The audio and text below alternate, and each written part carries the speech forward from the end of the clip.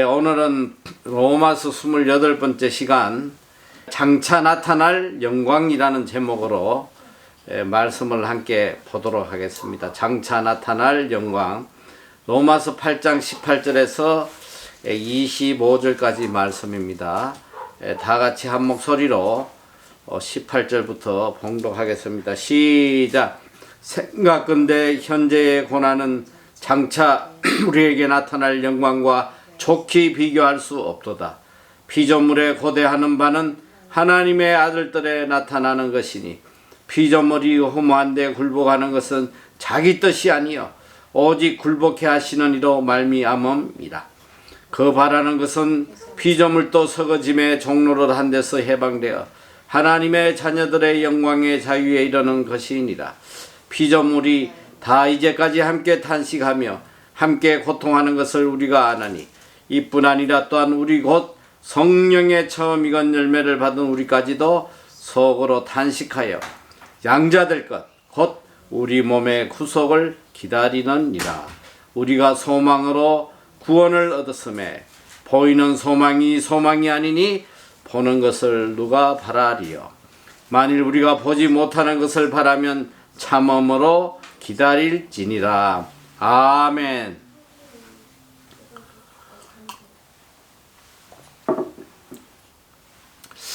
오늘 말씀은 좀 많이 어려운 말씀이에요. 그래서 정신을 바짝 차리고 들어야 되는 말씀입니다. 이 로마서를 우리가 지금까지 계속 공부해 오고 있는데 이 로마서는 모든 것이 영생에 초점이 맞춰져 있고 천국에 초점이 맞춰져 있어요. 오늘 우리가 이 천국에 대한 간절한 소망을 가지지 않고는 이 로마서 말씀을 잘 이해할 수가 없어요. 천국에 대한 간절한 소망을 가지고 이 말씀을 봐야지만 말씀이 이해가 되고 나에게 은혜로 와닿는 것입니다. 그래서 우리 그리스도인이라는 것이 그렇잖아. 그리스도인의 궁극적인 목적은 천국이란 말이에요. 예수님이 이 땅에 오셔서 십자가에 돌아가신 목적도 우리가 천국 가도록 천국에서 영생을 누리게 하시기 위해서 이 땅에 오신 것입니다.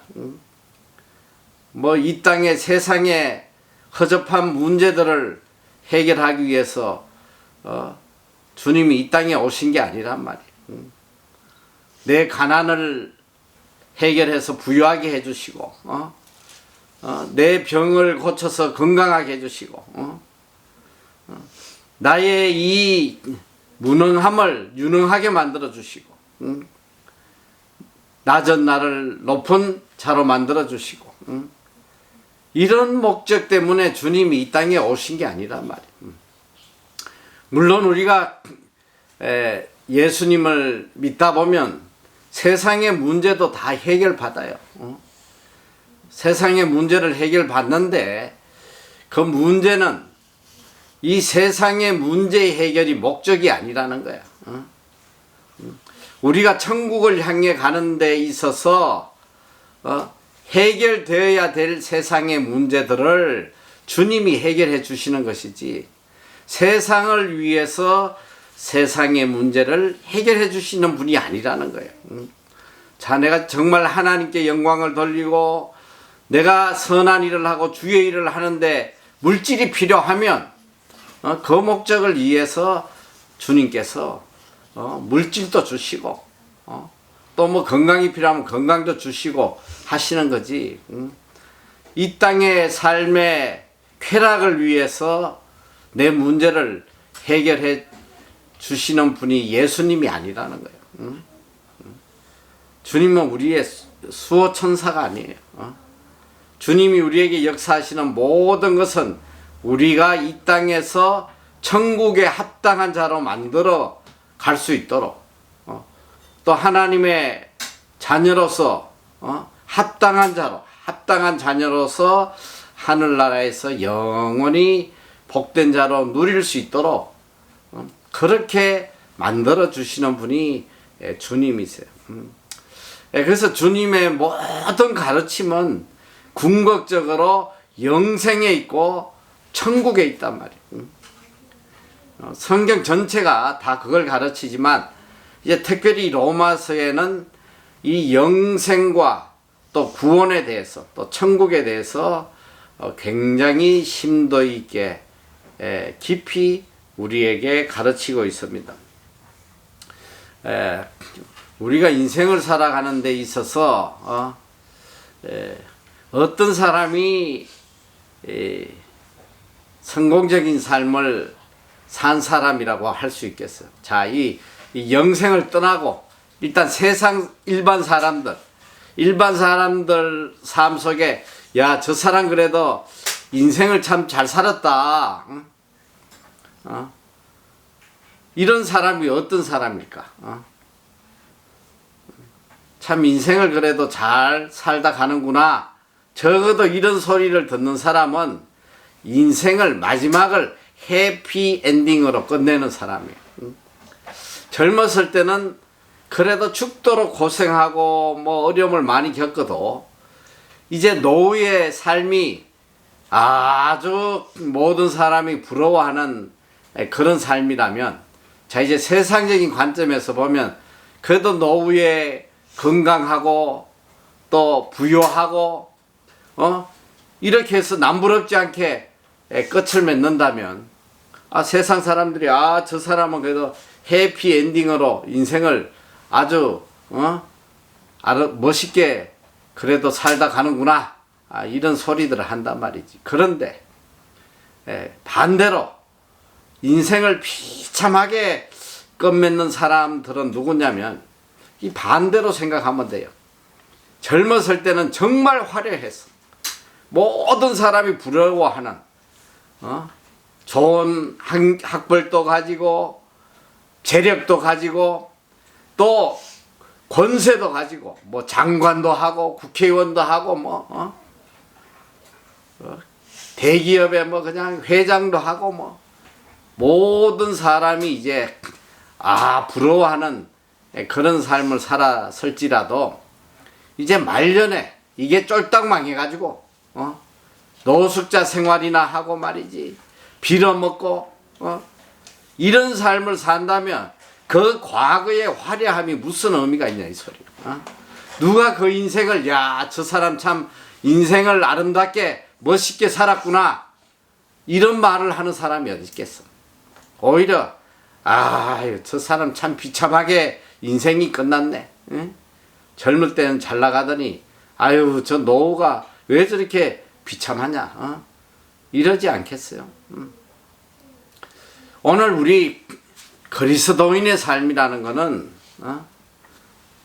이 땅에서 어떤 고난을 받든 그게 중요한 게 아니라 궁극적으로 하늘나라에 갔을 때에 우리가 영광된 하나님의 자녀가 된다면, 하늘에서 영광을 받는 자가 된다면, 이게 우리 인생의 적어도 그리스도인의 궁극적인 삶의 목적이 여기에 있단 말이에요. 하늘의 영광, 하늘에서 받을 영광. 그래서 이 세상에서는 어떤 어려움과 고난이 있어도 내가 하늘나라에 가서 해처럼 영광스러운 이런 삶을 살아가는 것이 가장 바르게 신앙생활하는 사람입니다. 오늘 이 18절에 보니까 생각건대 현재의 고난은 장차 우리에게 나타날 영광과 좋게 비교할 수 없도다. 우리가 지난 시간에 이 인생의 두 길에 대해서 배웠어요. 하나는 육신을 쫓아가는 길이요, 하나는 영을 쫓아가는 길이에요. 육신의 길은 사망이에요. 영의 길은 생명과 평안이라고 그랬어. 우리가 이 영의 길을 쫓아가다 보면 이 세상에 많은 고난과 어려움이 오게 돼 있단 말이에요. 그래서 이 영의 길을 예수님은 마태복음 7장에 이게 좁은 길이라고 그랬어요. 좁은 길. 좁은 길, 좁은 문, 좁은 길. 이 좁은 길을 걸어간다는 것은 다른 의미로 하면 이게 고난의 길이거든요.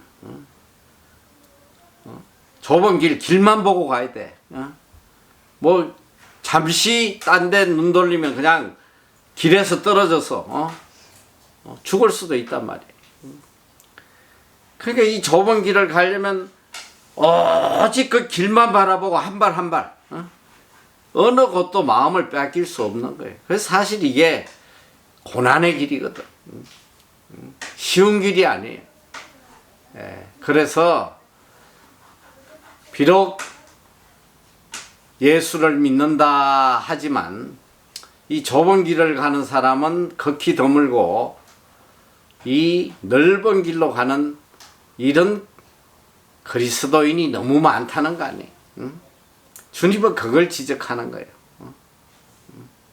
그래서 이 성경은 계속 우리에게 이 로마서도 계속 우리에게 가르치는 것이 영을 쫓아 살아라. 영을 쫓아. 이게 뭐냐? 좁은 길로 가라는 거예요. 좁은 길로 가야지만 영생을 누리고 이것이 생명의 길이다. 평안의 길이다. 오늘 이 바울은 이 길이 영광의 길이다. 이걸 우리에게 가르치고 있어요. 현재의 고난은 장차 우리에게 나타날 영광과 좋게 비교할 수 없다. 그러니까 지금 좁은 길을 걸어가면서 내가 당하는 이 고난이 이 영을 쫓아 살아가는데 오는 이 고난이 지금은 굉장히 힘들고 어려울지 몰라도 장차 나타날 영광, 하늘나라에서 내가 누릴 영광과는 좋게 비교할 수가 없다는 거예요. 비교할 수가 없는 거예요. 여러분 세상에서도 올 영광을 바라보면서 인간들이 얼마나 고생을 해요. 자, 한번 뒤돌아보세요. 고등학교 때 대학을 위해서 얼마나 고생해. 특히 고3 때 이 잠도 못 자고 말이야. 친구들도 못 만나고 가자 그냥 정말 죽을 만큼 고생을 하는데 그게 뭐냐면 그 고생을 어떻게 참고할 수 있느냐? 대학교라는 그 영광이 눈앞에 기다리니까. 그래 내가 이렇게 고생해서 내가 원하는 대학만 들어가면 나는 영광스러운 삶을 살 수 있겠다. 여기에 소망이 있기 때문에 모든 어려움들을 참고 나가는 거 아니에요. 이 없어지고 썩어질 이 가치 없는 세상의 영광을 위해서도 인간들이 이 고진감래 한단 말이에요. 고진감래. 죽도록 고생해서 이제 나중에 달콤한 걸 이제 얻는다. 얼마나 고생해. 그러니까 어떻게 보면 인생이 계속 나에게 올 영광을 생각하면서 고생하고 살다가 인생 끝나더라고. 믿음이 없는 사람도, 천국을 모르는 사람도, 대학만 들어가면 내 인생에 영광이 올 것 같아서 대학을 들어가 봤더니 그 기쁨도 잠시야. 또 이제 취직을 해야 되니까 이 회사에 들어가기 위해서 스펙을 따기 위해서 또 죽을 고진감래를 하더라고 또. 그러다 이제 직장에 들어갔어. 인류 기업에 들어가서. 근데 그 영광도 잠시더라고 또. 또 이제 그 피나는 그 치열한 경쟁 속에서 남을 또 이겨야지만 대리도 되고 과장도 되고 뭐 부장도 되고, 이게 잠시도 말이지. 이 평안할 날이 없어요. 세상의 그 헛된 영광을 좀 잠시라도 누려보고 싶어가지고, 이러다 보면 뭐 인생이 끝나가지고 세상을 떠나야 되는데, 이 세상의 영광은 얼마나 헛되고 일시적이고 무가치한 것입니까? 그러나 오늘 이 로마서에서 이 바울이 너무너무 우리에게 간절하게 가르치는 것은 장차 너희에게 나타날 영원한 영광이 있다는 거야. 이 영원한 영광을 생각하며 오늘의 이 고난을 기쁨으로 이겨내라. 고난을 보지 말고 장차 나타날 영광을 바라보고 살으라는 거예요. 그 영광을 생각하면 이 고난을 다 기쁘게 이겨나갈 수 있단 말이에요. 그러니까 우리가 이 신앙생활 하다 보면 이 많은 시험이 있고 우리가 이겨내야 될 많은 환난, 이 고난들이 있는데 이걸 이겨낼 수 있는 힘이 어디 있느냐? 그것은 내가 천국의 영광을 바라보느냐 못 바라보느냐 그 차이점이에요. 천국의 영광을 정말 가슴 깊이 이걸 느끼지 못하면, 여기에 대한 소망이 없으면 무슨 재주로 이 고난을 이길 수 있겠어?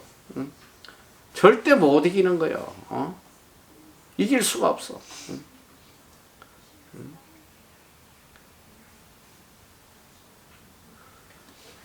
오늘 그래서 적어도 우리가 그리스도인이라면 천국에 대한 우리의 소망이 확고해야 돼.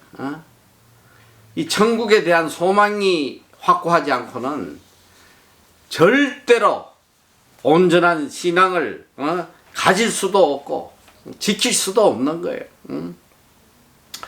여러분, 이 소망과 소원은 달라요. 소망은 뭐냐면 어떤 약속에 의해서 내가 가지는 바람, 그 약속에 대한 바람이 소망이야. 그런데 이 소원은 내 욕망에 의해서 생겨지는 거예요. 그래서 소망과 소원은 완전히 달라요. 자, 오늘 우리에게 소망은 뭐냐? 하나님의 약속을 믿는 이 믿음에서 나오는 거예요. 하나님이 우리에게 주신 이 약속, 영원한 약속, 천국에 대한 그 약속 때문에 이걸 믿음으로 소망을 가지는 거예요. 이 소망의 힘이 얼마나 큰지 몰라요. 소원은 그저 내 끝없는 욕심에서 비롯되는 것이에요. 그래서 소원을 가지고 사는 사람과 소망을 가지고 사는 사람은 완전히 다르다는 거예요. 오늘 우리는 참 소망을 가지고 살아가는 성도들이란 말이에요. 이 하나님의 약속의 말씀을 붙잡고 참 소망을 가지고 살아가요. 그래서 이 소망은 우리로 하여금 어떤 고난도 어떤 어려움도 이겨내게 하는 힘이 있다는 거예요. 그래서 생각건대 현재의 고난은 장차 우리에게 나타날 영광과 좋게 비교할 수 없도다. 자, 이건 뭐냐? 현재의 고난은 이렇게 말씀하고 계세요. 이 믿음을 지키고 가다 보면, 이 약속의 소망을 가지고 살다 보면 현재 고난이 있다는 거야. 반드시 고난이 온다는 거예요. 이 고난을 이겨나갈 때에 하나님의 약속의 영광을, 약속된 영광을 우리에게 주신다. 이걸 바라보고 살아가라는 거야. 이게 없으면 우리의 믿음은 절대로 바로 설 수가 없는 거예요. 우리 자신을 한번 뒤돌아봐야 돼. 내가 정말 과연 이 천국에 대한 어떤 소망을 갖고 살아가는지, 과연 내가 천국에서 누릴 영광을 정말 가치 있게 여기고 이걸 위해서 내가 달려가고 있는지. 만약에 하늘나라의 영광에 대한 소망을 품지 않고 내가 지금 신앙생활 한다면 이거 다 거짓된 거예요. 이게 헛된 믿음이고 잘못된 신앙이에요. 그래서 이런 신앙은 고난이 오면 그냥 다 넘어져 버려요. 일어날 수가 없는 거예요. 이 믿음으로 우리가 승리를 해야 돼요. 자, 이어서 주시는 말씀이, 이제부터 이 말씀이 조금 어려운 말씀인데 잘 새겨드려야 돼요. 19절에 보니까, 자, 피조물에 고대하는 바는 하나님의 아들들이 나타나는 것이니. 피조물이 고대하는 바는 하나님의 아들들에 나타나는 것이니. 여러분, 우리가 이제 이 성경이 우리에게 말하는 것은, 자, 구원. 우리가 이 구원하면, 우리 믿는 사람들, 인간에 대한 구원만 우리가 생각을 하는데, 이 성경은 보면 이 구원이 전 우주적인 구원을 이야기해요. 인간만 이야기하는 것이 아니라 하나님이 창조한 모든 피조물의 구원을 같이 이야기한단 말이에요. 자, 이 피조물이라는 것은 창조주의에 반대되는 말이에요. 창조주이신 하나님이 만드신 모든 것은 다 피조물이에요. 크리에이처. 사람도 피조물이고, 짐승도 피조물이고, 나무도, 비도, 태양도, 모든 자연이 다 피조물이에요. 이 8절에 보면 이 놀라운 하나님의 모든 피조물에 대한 우주적 구원을 이야기하고 있는데, 자, 이 피조물들이 뭘 기대하고 있냐? 자, 산들도, 바다도, 동물도, 식물도, 이 모든 피조물들이 간절히 바라는 게 있다는 거예요. 여러분, 이게 놀랍지 않아요? 이 모든 피조물들이 간절히 바라는 게 뭐냐면 하나님의 아들들이 나타나는 거예요. 이 땅에. 이건 뭐냐? 하나님의 아들들. 자, 이 다른 말로 이야기하면 오늘 하나님을 믿는 사람들은 다 하나님의 아들들이다 우리가 이야기를 하지만, 하나님의 관점에서 볼 때 이 교회 다닌다고 해서 이게 다 하나님의 아들들이 아니라는 거야. 하나님, 적어도 여기서 성경에서 말하는 하나님의 아들들이라는 것은 하나님의 뜻대로, 하나님의 섭리에 따라서 그대로 순종하고 살아가는 이자들을 이야기하는 거예요. 이것이 하나님의 아들들이. 그런데 지금 세상이 어떻게 됐냐? 하나님이 만드신 이 모든 우주적인 이 자연의 모든 삶 속에 하나님의 아들들이 없다는 거예요. 하나님의 아들들이 없어. 하나님의 아들들이 없다 보니까 이 뒤에 이제 이어서 나오는데, 이 땅에 엄청난 저주가 이 땅에 일어나고 있는 거예요. 자, 이 피조물은 하루속히 이 정말 하나님의 아들들이 나타나가지고 하나님의 말씀을 순종하고 살아감으로 인해서 이 모든 자연계, 우주계가 정상으로 돌아오기를 바라는 거지. 응? 정상으로 돌아오지 않기 때문에 이 모든 피조물들이 하나님의 아들들이 나타나기를 바라는 거죠. 자, 이어서 20절 보면 피조물이 허무한데 굴복하는 것은 자기 뜻이 아니요 오직 굴복해 하시는 이로 말미암음이니라. 이 말이 뭐냐? 피조물이 허무한데 굴복하는 거예요. 응? 피조물이 지금 굴복을 해요. 자기가 해야 될 일을 하는 것이 아니고 자기가 가야 될 길을 가는 것이 아니고 무엇인가에 의해서 굴복하고 끌려가는 고통 속에 있다는 걸 이야기해요. 그러니까 이건 뭐냐면, 자, 이렇게 자기들이 굴복하고 살아가는 것은 피조물의 원래 뜻이 아니야. 자기들이 원하는 것이 아니고 오직 굴복해 하시는 이로 말미암음이니라. 자, 이걸 쉽게 이야기하면 뭐냐? 자, 오직 굴복해 하시는 이가 누구냐? 여호와 하나님이에요. 하나님께서 이 모든 피조물들이 자기의 본연의 의무를 다하지 못하고 다 굴복하고 무언가에 의해서 끌려가고 잘못된 길로 가고 있다.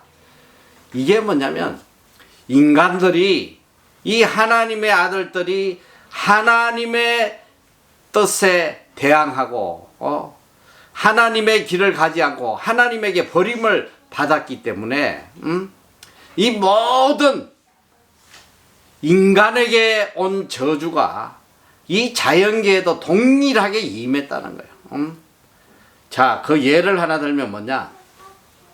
자, 하나님께서 이 에덴 동산을 주시면서 이 땅은 늘 아름다운 열매를 맺고 채소를 내고 하나님의 섭리에 따라서 본연의 의무를 다 할 수 있도록 했는데, 그런데 이 아담과 하와가 하나님의 뜻을 저버리고 죄악의 길로 가면서 이 자연에게 어떤 하나님의 저주가 임하냐면, 자, 사람에게 임했던 저주가 바로 자연에게 임해버리는 거예요. 자, 창세기 3장 17절에 보면 아담에게 이르시되 내가 내 아내의 말을 듣고 내가 너더러 먹지 말라 한 나무 실과를 먹었은즉 땅은 너로 인하여 저주를 받고, 땅은 저주를 받는 거야. 땅은 너로 인하여 저주를 받고 너는 종신토록 수고하여야 그 소산을 먹으리라. 인간의 죄악 때문에, 인간의 이 타락 때문에 이 모든 자연들이, 또 모든 우주가, 또 모든 동식물들이 동일하게 저주를 받아서 하나님이 자기에게 맡겨주신 본연의 의무를 하지 못하고, 그러니까 쉽게 이야기하면 모든 사탄의 권세에 빠져서 하나님이 원하시는 선한 길로 서임을 받지 못하고 악하게 서임을 받는단 말이에요. 자, 우리가 지금 이 자연과 우주나 이 동식물들을 한번 봐요.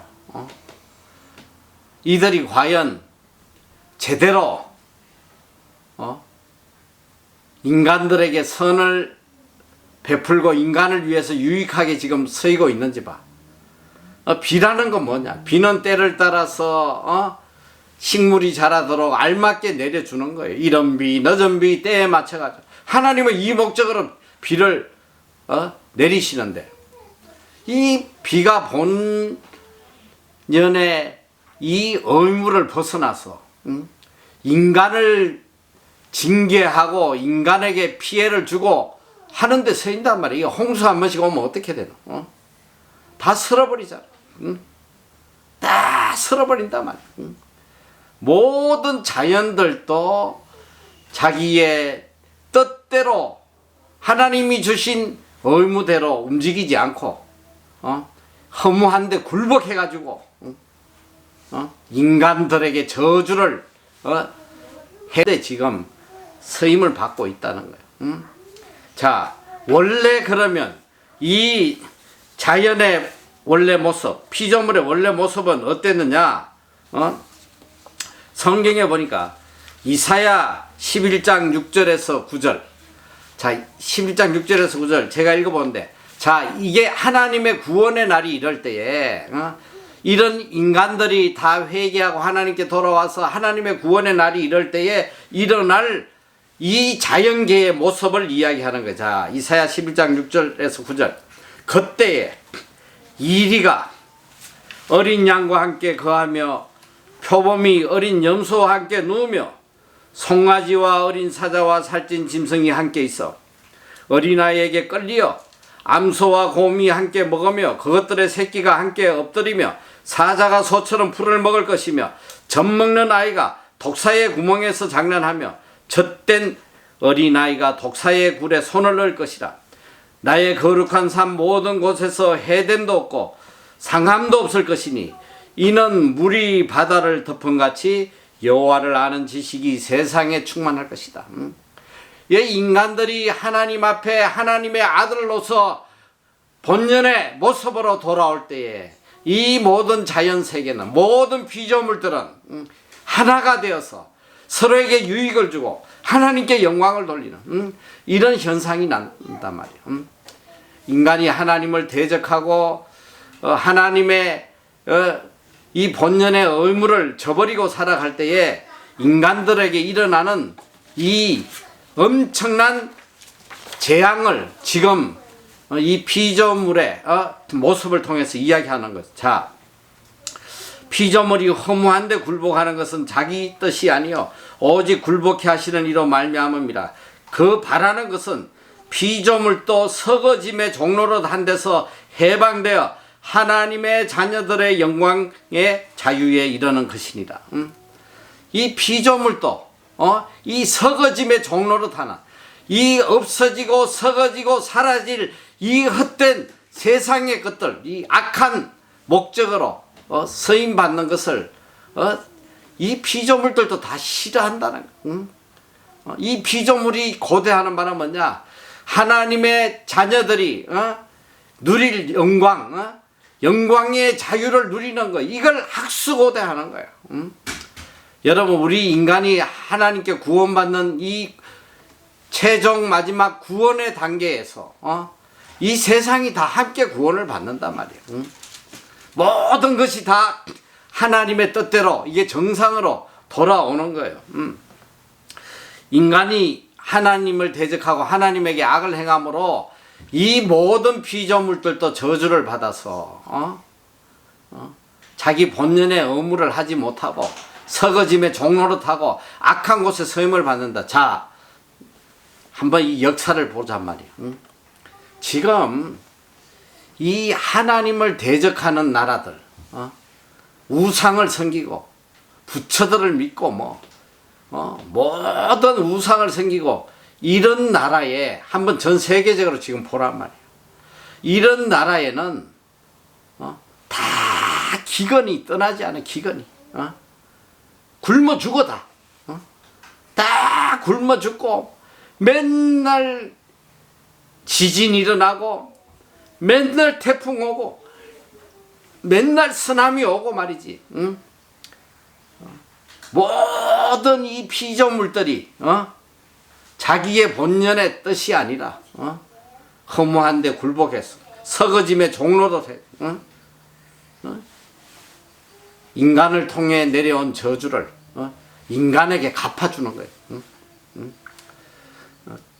이 자연세계까지도 하나님의 섭리에 하나님의 뜻에 따라서 움직이게 하나님이 만들어 놓으신 거예요. 그런데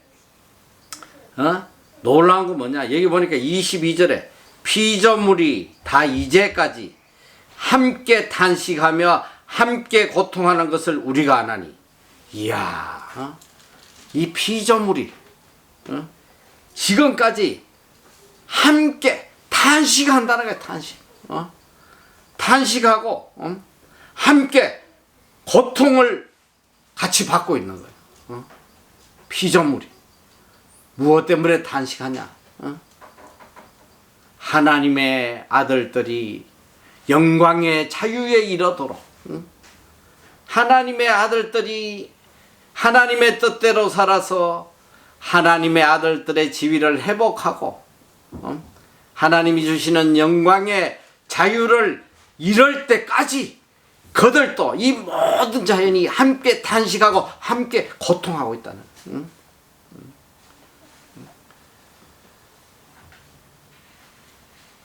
이 하나님의 이 오묘한 섭리, 이 정말 얼마나 놀라운 거예요. 그러니까 인간이 하나님의 아들의 자리를 지키지 못할 때에 이 모든 자연이 우리에게 다 이렇게 대적이 되는 거예요. 이게 자연의 뜻이 아니야. 오늘 여기 말씀대로 이 피조물이 허무한데 굴복하는 것은 자기 뜻이 아니요 오직 굴복해 하시는 이로 말미암으이다. 이 것이 자기 뜻이 아니고 하나님의 섭리에 의한 것이다. 이건 뭐냐면 하나님의 섭리라는 게 뭐예요? 하나님의 공의, 하나님을 섬기고 하나님을 사랑하고 하나님의 뜻대로 사는 자에게는 복이 임할 것이고 하나님의 뜻에 대항하고 우상을 섬기고 죄악을 행하는 자에게는 저주를 붙는 것이 하나님의 공의란 말이에요. 이게 하나님의 공의에 의해서 이 피조물들이 이런 해를 주는 유익을 주도록 만들어졌는데 오히려 인간에게 해를 주는 이 짓을 할 수밖에 없는 이런 상황에 이르렀다. 그러니까 이 모든 피조물들도 이제까지 함께 탄식한다. 함께 고통하는 것을 우리가 안 하니. 그러니까 우리가 바로 살지 못하면 자, 첫째 우리가 하나님의 뜻대로 하나님의 아들들의 모습으로 살지 못하면 첫째 오는 게 뭐예요? 우리 가정에 이런 저주가 임하잖아. 내 가족들이 내 자녀들이 고난당하고 고통당하고 근데 이걸로 끝나는 게 아니라 한 발 더 나가서 내가 누리고 있는 모든 이 피조물들 자체가 다 내가 받는 이 저주의 고통을 함께 받게 된다는 거예요. 또 쉽게 생각해 보면 그래. 내가 하나님의 뜻대로 못 살아서 저주받는데 우리 집에 키우는 똥강아지가 뭐 배불리 먹겠어? 내가 굶고 있는데 뭐 짐승들 먹일 게 어디 있겠어? 그리고 하나님께서 이 저주로 말이지 비를 내려주시지 않으면 우리 인간들 입장에서는 이제 뭐 양식을 소출을 못하니까 그걸로 뭐 고통 속에 빠지겠지만 땅도 마찬가지야. 땅도 비가 없으니까 소산을 내지 못하고 같이 고통받는 거야 지금.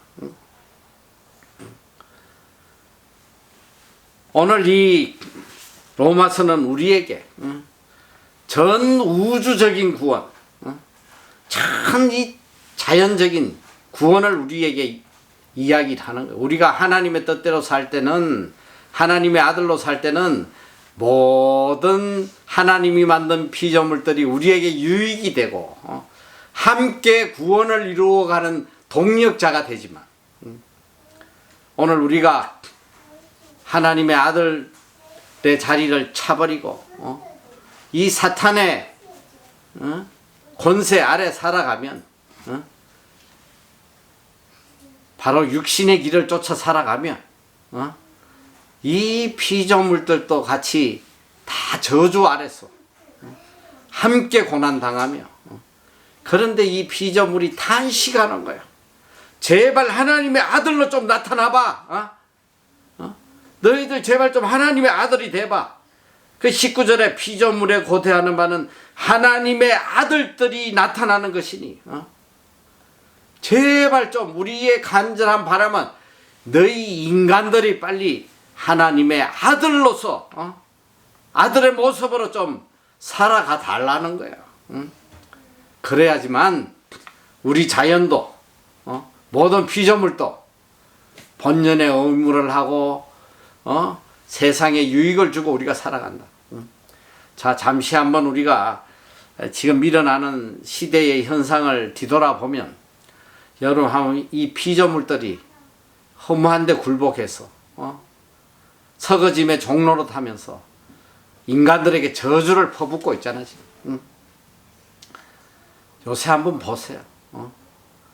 지금 이 기후도 다 파괴돼 가지고 지구 온난화로 인해 가지고 전 자연이 지금 인간을 다 지금 죽음으로 몰아넣고 있단 말이야.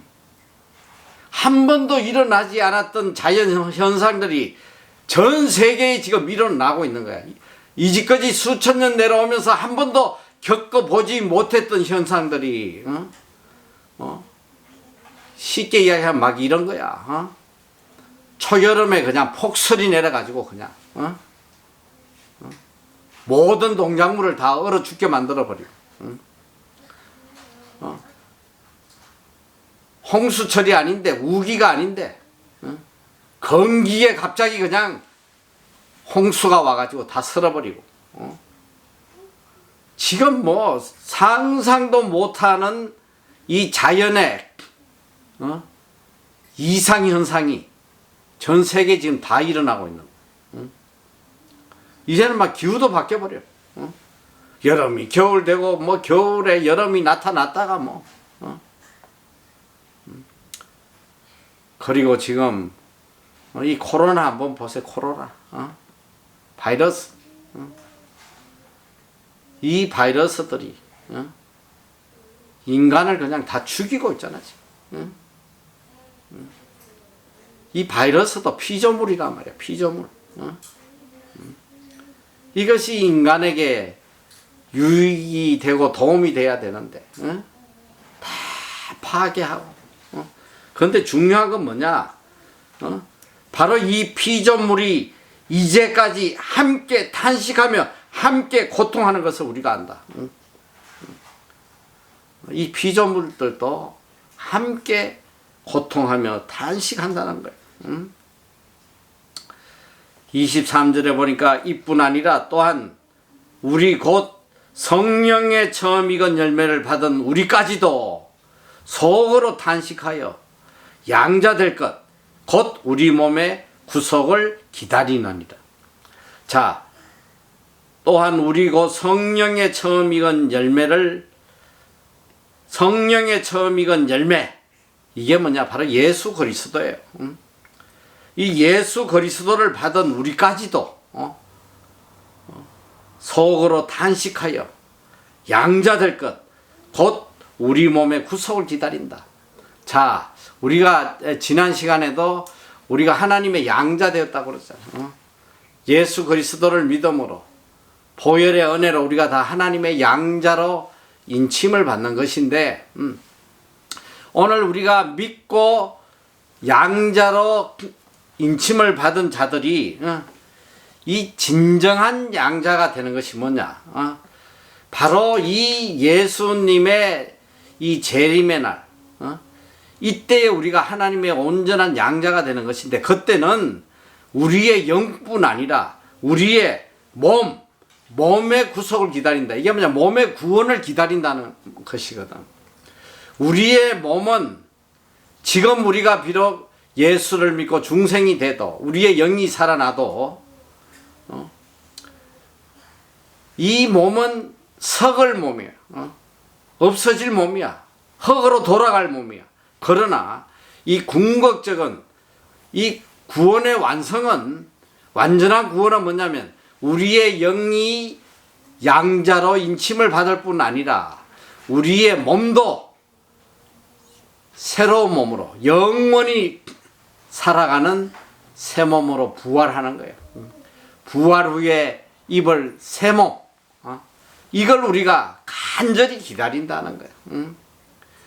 오늘 우리가 탄식하여 양자 될 것 곧 우리 몸을 구속을 기다린다. 적어도 우리가 예수 그리스도를 믿고 우리가 양자의 영을 받은 자들은 우리의 간절한 소원이 뭐냐면 완전한 구속이, 완전한 구원, 하루속히 하나님의 날이 이 땅에 임해서 주님이 이 땅에 재림하고 우리가 육신까지도 구원받는 완전한 영의 사람으로 거듭나는 그날을 간절히 기다리고 있다. 이 구원받은 우리만 기다리는 게 아니라 이 피조물들도 그날을 그렇게 탄식하며 기다리고 있다는 거야. 자, 그리고 24절에 이야기합니다. 우리가 소망으로 구속을 얻었음에 보이는 소망이 아니니 보는 것을 누가 바라리요. 자, 우리가 소망으로 구원을 얻었다. 그런데 자, 너희가 소망으로 구원을 얻었는데 어떤 소망을 가지고 살아가느냐. 너희가 구원받은 자가 어떤 소망을 가지고 살아가느냐. 이제는 보이는 그런 소망이 아니고 보이지 않는 영원한 하늘나라의 소망을 갖고 살아야 된다. 이것이 하나님의 아들들이라는 거야. 이제는 보이지 않는 소망, 이 영원한 소망, 천국의 소망, 완전한 구원의 소망, 그날을 소망하고 살아가야 된다는 이 약속된 하나님의 소망을 믿는 자만이 어떤 고난도 이기고 승리할 수 있단 말이지. 오늘 나의 소망이 무엇인지 한번 깊이 생각을 해봐야 돼요. 도대체 나는 과연 어떤 소망을 가지고 이렇게 탄식하며 살아가느냐. 깊이 생각해야 돼. 내가 예수를 뭐 일평생 믿었던 안 믿었던 그게 중요한 게 아니야 지금. 도대체 나의 소망이 지금 어디 있냐 이 소리야. 도대체 내가 어떤 소망을 가지고 사냐.